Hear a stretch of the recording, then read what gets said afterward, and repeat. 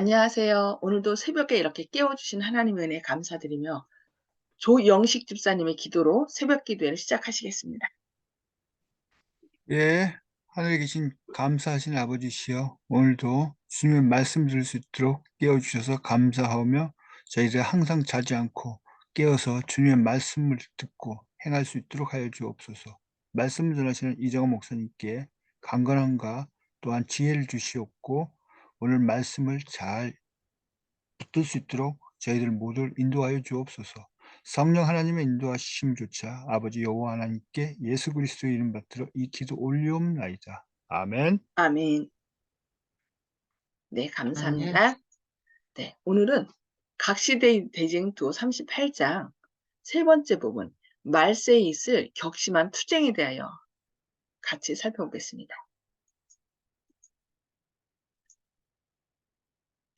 지나간 시대에 있어서 하나님의 백성들은 똑같은 시련을 경험하였습니다. 위클리, 후스, 루터, 틴덜, 또 박스터, 웨슬리 같은 사람들은 모든 교리를 성경으로 시험해야 할 것을 주장하고 성경이 옳지 않다고 하는 것은 무엇이나 버려야 할 것이라고 선언하였습니다. 그러나 그들에 대하여 가혹한 분노로서 박해가 일어났습니다. 그러나 그들은 진리를 전하는 일을 그치지 않았습니다. 교회 역사의 각 시대는 각 그 시대의 하나님의 백성들의 필요에 적합한 어떤 특별한 진리의 발전으로 각각 구분되어 왔습니다. 모든 새로운 진리는 증오와 박해를 대항하여 싸우면서 그 길을 개척해 왔습니다. 사람들은 새로운 진리가 이렇게 올 때 그것을 받아들이는 것을 원치 않아요. 그러니까 우리 뇌는요, 한 번 전에 이렇게 알았던 것만 고집하지 새로운 것으로 더 개발되는 것을 원치 않는데요. 그래서 사람들이 바꾸는 것을 싫어하죠. 그런데 지금 여기 정봉욱 어르신이나 또 저희 여기 계신 분들은 너무 대단한 거예요.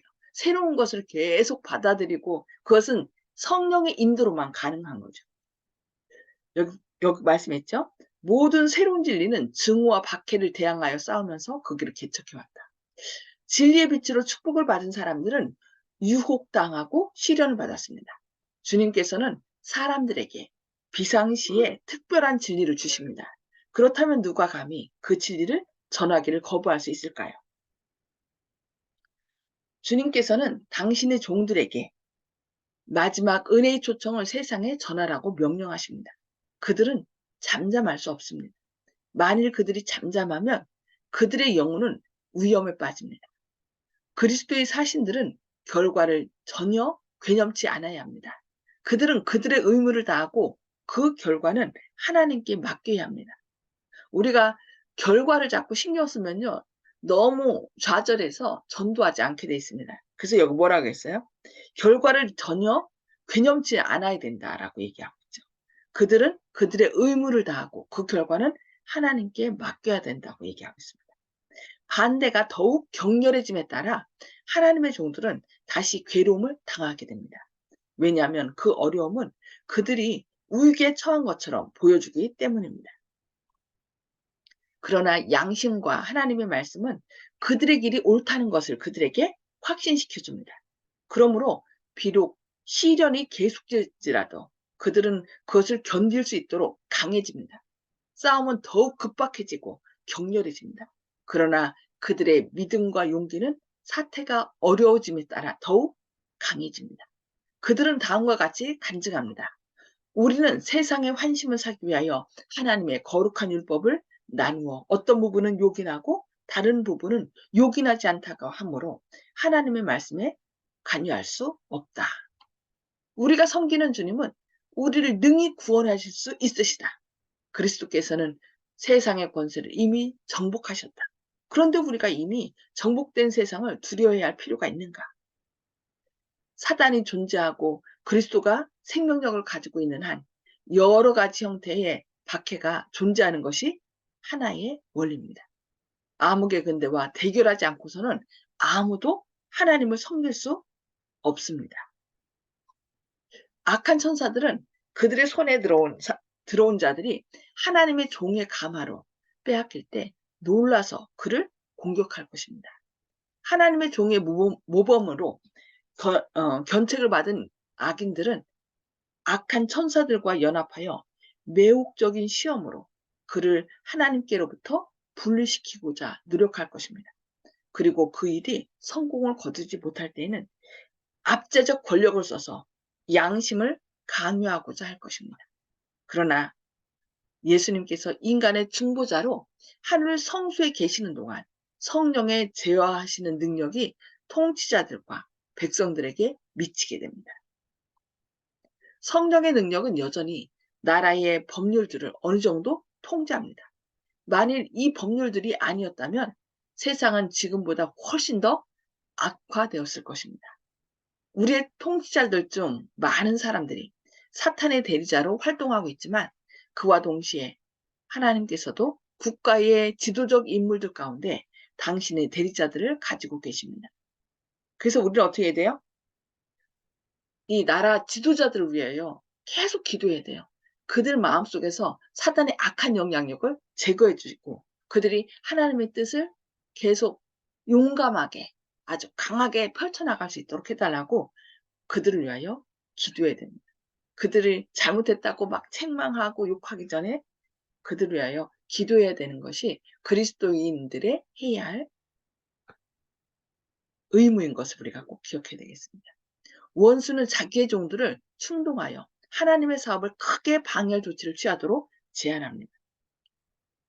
그러나 하나님을 두려워하는 정치가들은 거룩한 천사들의 가발을 받아 단호한 논증으로 그런 제의에 반대합니다. 이와 같이 불과 소수의 사람들이 강력한 악의 세력을 제지할 것입니다. 진리를 대적하는 원수의 반대는 셋째 천사의 기별이 그 사명을 완수할 때까지 제지해야 될 것입니다. 마지막 경고가 주어질 때 주님께서 오늘날 사용하고 계시는 지도자들의 주의가 그 기별에 집중될 것입니다. 그리하여 그들 가운데 어떤 사람들은 그 경고를 받아들이고 환란의 때를 지나는 동안 하나님의 백성들과 함께 설 것입니다.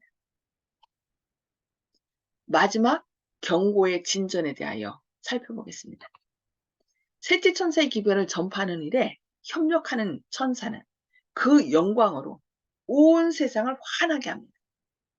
온 세계적 범위의 사업이 비상한 능력으로 성취될 것이 여기에 이언되어 있습니다. 온 땅이 그의 영광으로 환해지더라라고 계시록 18장에 말씀하고 있습니다. 1840년부터 1844년까지의 재림운동에는 하나님의 능력이 영광스럽게 나타났습니다. 첫째 천사의 기별은 세계의 모든 선교지에서 증거되었습니다. 그리고 어떤 나라들에서는 16세기 종교개혁 이후 어떤 곳에서 있었던 것보다 가장 큰 종교적 각성이 일어났습니다. 첫째 천사의 기별은 재림운동인데요. 재림운동은 윌리엄 밀러에 의해서 미국에서만 일어난 것이 아니라 유럽에서 각각 교회의 목사님들과 또 락군자라는 신부님, 성공회 여기저기서 다 일어났어요. 초교파적으로. 이거는 재림운동은 윌리엄 밀러만이 한 것이 아닙니다. 이 당시에는 재림교회가 없었습니다.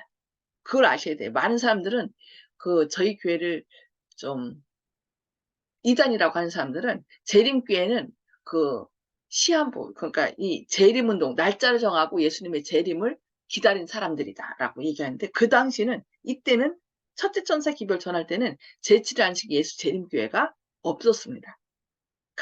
하나님께서는 각 교파에 있는 주님을 사랑하고 말씀을 연구하는 사람들을 통하여 이렇게 재림운동을 했던 것입니다. 셋째 천사의 마지막 경고 아래 이루어질 큰 운동은 그것보다 훨씬 더 뛰어날 것입니다. 그 운동은 오순절의 운동과 유사할 것입니다. 복음 사업의 시초에 귀중한 씨앗의 발화를 위하여 성령을 부어주심으로 이른비를 주신 것처럼 그 사업의 종말에는 늦은 비를 주셔서 추수할 곡식을 무르익게 하실 것입니다. 그러므로 우리가 여호와를 알자. 힘써 여호와를 알자. 그의 나오심은 새벽빛 같이 일정하니 비와 같이 땅을 적시는 늦은 비와 같이 우리에게 임하시리라고 호세아 6장 3절에 말씀하고 있습니다. 시온의 자녀들아, 너희는 너희 하나님 여호와로 인하여 기뻐하며 즐거워할지어다. 그가 너희를 위하여 비를 내리시되 이른 비를 너희에게 적당하게 주시리니 이른 비와 늦은 비가 전과 같을 것이라 하고 요엘서 2장 23절에 말씀합니다. 그리고 말세에 내가 내 영으로 모든 육체에 부어주리니 누구든지 주의 이름을 부르는 자는 구원을 얻으리라고 사도행전 2장 17절과 21절에 말씀하고 있습니다. 오순절 날 성령이 임했을 때 그때 말씀하신 것이죠. 그러니까 말세에는 이것보다 더 큰 능력을 부어주시겠다고 약속하신 것입니다. 위대한 복음의 사업은 그 시초에 나타났던 하나님의 능력 못지않은 큰 능력이 나타남으로 맞춰지게 될 것입니다. 그러니까 늦은비 성령이 쫙 부어지면은 많은 사람들이 진리편에 가담할 것입니다. 복음 사업의 시초에 이른 비가 내림으로 성취된 예언들은 그 사업의 종말에 늦은 비가 내림으로 다시 성취될 것입니다. 그리하여 사도 베드로가 기대했던 유쾌하게 되는 날이 이를 것입니다. 사도행전 3장 19절에 말씀하죠. 그러므로 너희가 회개하고 돌이켜 너희 죄 없이 함을 받으라. 이같이 하면 유쾌하게 되는 날이 주 앞으로부터 이를 것이요. 주께서 너희를 위하여 예정하신 그리스도 곧 예수를 보내시리라 하고 사도행전 3장 20절에 말씀하고 있습니다. 하나님의 종들은 거룩한 헌신으로 빛나고 밝은 표정을 얼굴에 짓고 하늘에서 온 기별을 선포하기 위하여 이곳에서 저곳으로 분주하게 왕래할 것입니다. 온 세상은 무수한 음성으로 경고를 받을 것입니다. 이적들이 일어나고 병자들이 고침을 받게 될 것이며 표적과 기사들이 믿는 사람들에게 따를 것입니다. 사단도 또한 거짓 기사들을 행하되 심지어 사람들의 눈앞에서 불이 하늘로부터 내려오게 할 것입니다. 이것이 계시록 13장 13절에 예언되어 있습니다. 그래서 사단은 모방의 명수거든요. 진짜 늦은 비 성령으로 이런 표적과 기사들이 일어날 것을 알기에 사단은 그것보다 먼저 이렇게 가짜를 해놔요. 그래서 심지어는 하늘에서 예수님께서 재림하시는 모습까지 이렇게 똑같이 모방한다는 거예요. 그래서 사람들이 뭐 하더라고요? 진짜가 나타났을 때, 아, 저거 가짜야 하고 믿지 않도록 하기 위해서 이렇게 가짜들로 표적과 기사들을. 그래서 우리는 어떤 표적과 기사에 심취해서 하나님을 믿기보다는 말씀에 근거해서 그런 기적이 일어났을 때 그것이 하나님의 말씀과 일치되지 않으면 우리는 그것을 거절해야 됩니다. 왜냐하면 사단도 똑같이 하나님을 모방한다는 것을 우리는 꼭 기억해야 되겠습니다. 그리하여 세상의 거민들은 그들의 입장을 분명히 취하게 될 것입니다. 기별은 변론으로 전해지기보다 하나님의 영의 깊은 감동으로 전해질 것입니다. 변론으로는 벌써 제시되었습니다. 씨앗은 이미 뿌려졌으므로 이제는 그것이 자라서 열매를 맺을 것입니다. 선교인들에 의하여 전달된 인쇄문들은 감화력을 발휘해 왔습니다. 그러나 감동을 받은 많은 사람들은 진리를 충분히 이해하거나 순종하는 일에 장애를 받아왔습니다. 이제는 밝은 광선이 각 곳으로 뚫고 들어가서 진리가 분명하게 드러나게 됩니다. 그리하여 하나님의 정직한 자녀들은 그들을 결박하고 있던 줄을 끊어버리게 됩니다. 이제는 혈연 관계, 교회 관계가 그들을 붙들어둘 수 없을 정도로 무력해집니다. 진리는 다른 어떤 것보다 더욱 귀중합니다. 여러 기관들이 진리를 대적하기 위하여 결속하였을지라도 많은 사람들이 주님 편에 서게 됩니다. 지금은 많은 사람들이 이렇게 진리를 전하면 그 이상호 장로님 사모님 같은 경우도 어떻게 해요? 가족들이 다 지금 일요일날 교회 가고 있는데 내가 남편을 따라서 재림교회에 가게 되면은 교회에 더 큰 분란이 일어날 것이라고. 분란이 일어나는 거 원치 않는다고. 그래서 나는 이렇게 따르겠다라고 그렇게 얘기를 해. 그러나 이제 혈연 관계 때문에 그 안정된 걸 원하는 그런 사람들이 그때는 어떻게 해요? 늦은 비 성령이 부어지면은 그 말씀에 뭐 한다는 거예요? 응답한다는 거예요. 그렇다고 그냥 '난 끝까지 이걸 따를 거야.' 하고 알면서도 거절하는 건 안 되겠죠. 그때는 인제 늦은 성령이 부어지면은 이런 혈연 관계나 아니면 교회 때문에 '내가 교회에서 입은 은혜가 얼마나 큰데.' 하면서 교회에서 못 나오고 있던 사람들도 어때요? 그 줄을 하나님께서 끊어 줄 것입니다. 그래서 지금 우리가 말씀을 자꾸 듣고 읽고 또 어떻게 해야 돼요? 전해야 돼요.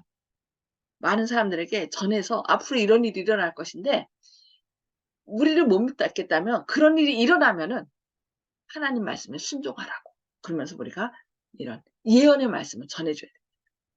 그래서 예언을 살펴서 그들이 하나님께서 역사하시는 성령의 음성에 귀를 기울여 응답하도록 그렇게 말씀을 전하는 저와 여러분 되기를 바라면서 오늘 말씀 여기까지 보도록 하겠습니다. 자, 나눔의 시간입니다. 자, 다 음속으로 다 해제해 주시고요. 어? 한 분이 나가셨네요? 아, 김혜숙 집사님이 나가셨구나. 예. 조 집사님. 예. 목사님께서 마지막에 말씀하신 것처럼 저도 전도 서면에 항상 그 일의 내용을 적어 놓습니다.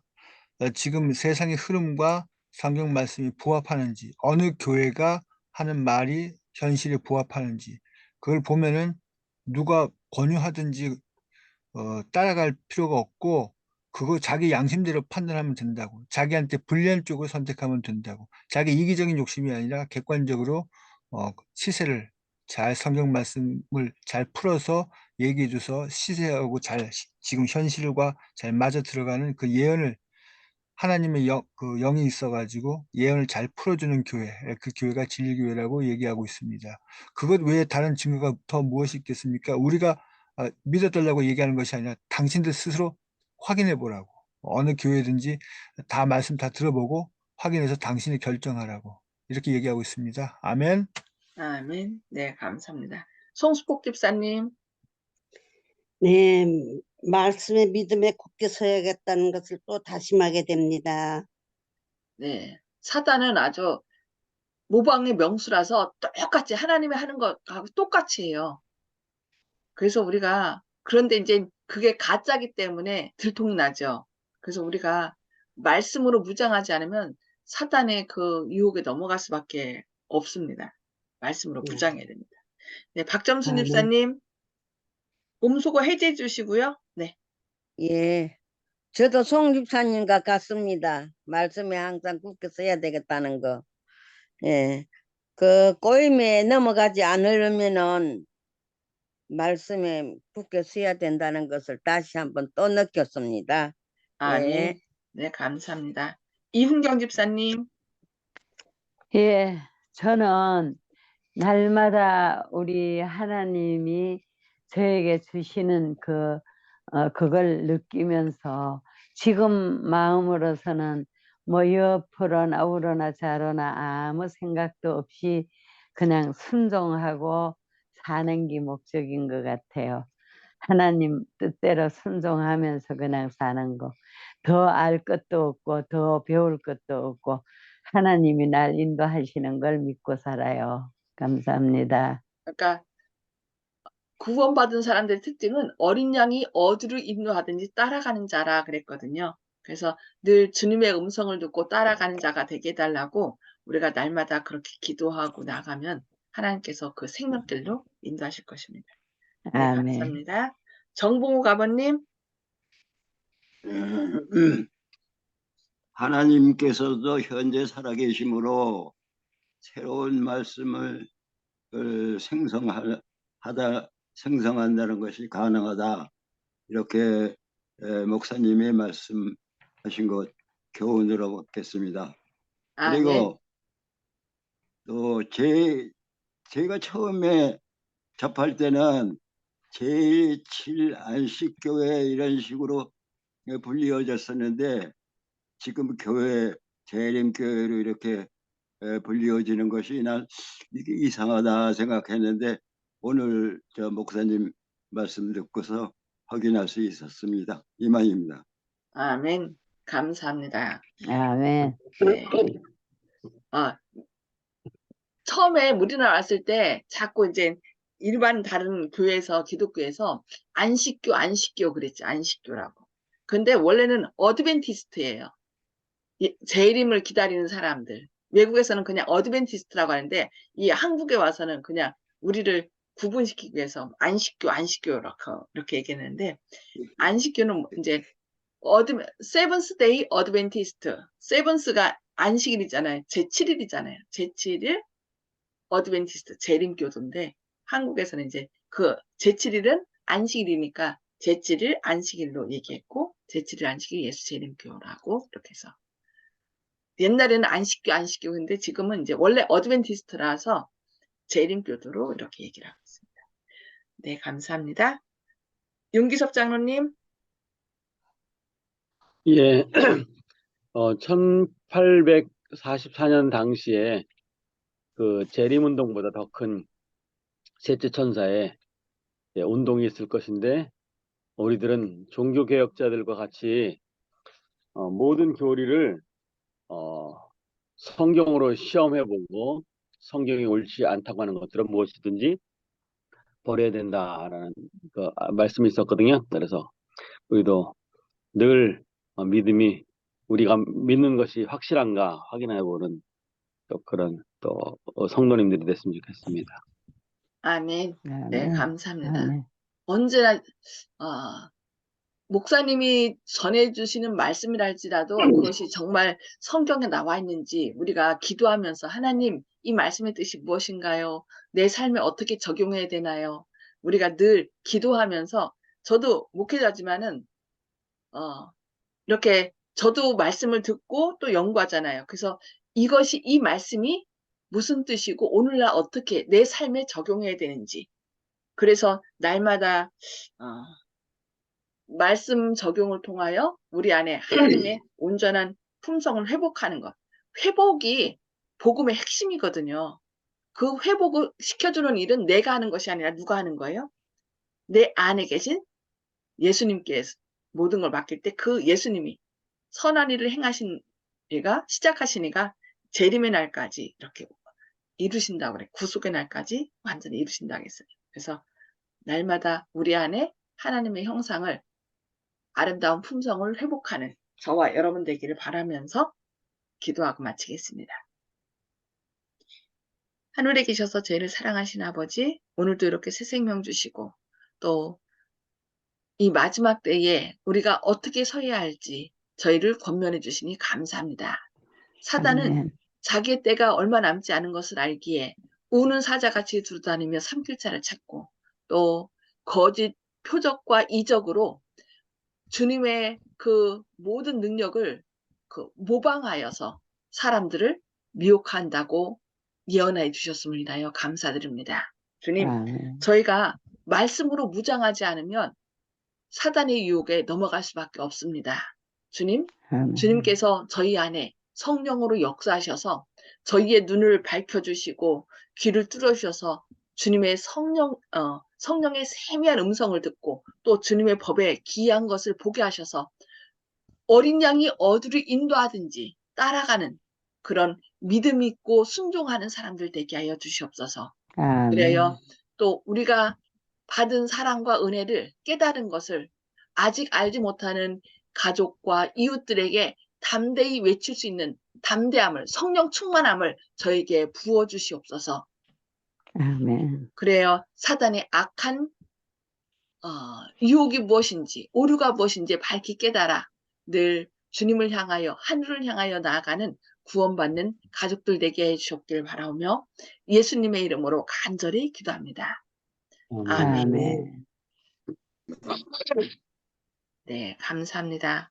오늘 또 감사합니다. 믿음으로 승리하시는 저와 여러분 되기를 바랍니다. 감사합니다. 아멘.